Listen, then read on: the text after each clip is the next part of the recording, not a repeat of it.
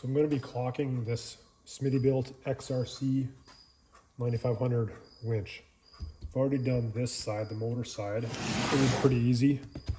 There's 2 bolts here, and inside here there's 4 positions. So you can rotate this 90 degrees. So you basically have 4 positions. You loosen these, turn it, put them back on. Pretty straightforward. I had to do that because this took an impact and broke the tabs inside, and couldn't wind the winch anymore. That's why this cable's all messed up. But anyway, that's turned, and now I want to turn this because the new Jeep I'm installing it onto, this needs to be rotated down to about this position. So we're going to start by taking these off.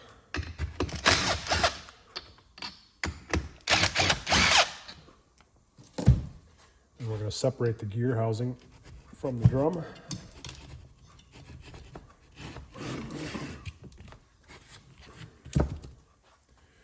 Let's get the gear housing off. There's 10 small screws here. And we're going to remove them all. Once all the screws are out, we'll just give this a little tap, loosen that off here.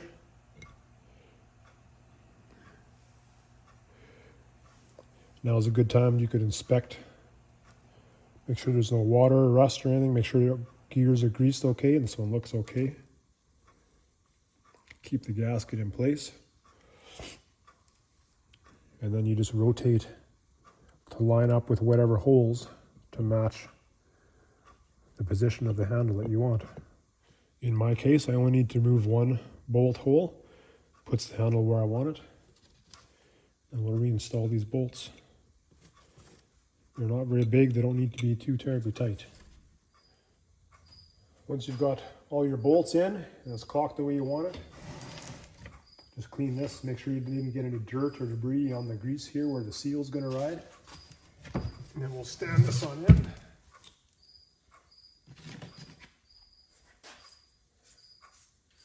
All the gasket. And then we'll just drop this down on top.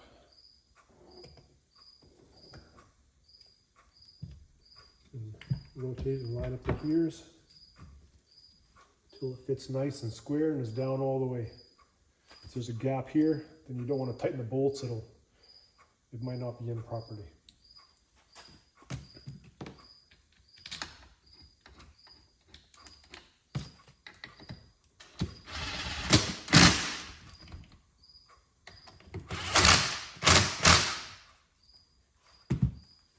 And that's it. This is clocked, this is clocked. It's back together, it's all square and straight, it's not bent out or bowed out. Everything looks even, placed where it should be. Ready to install.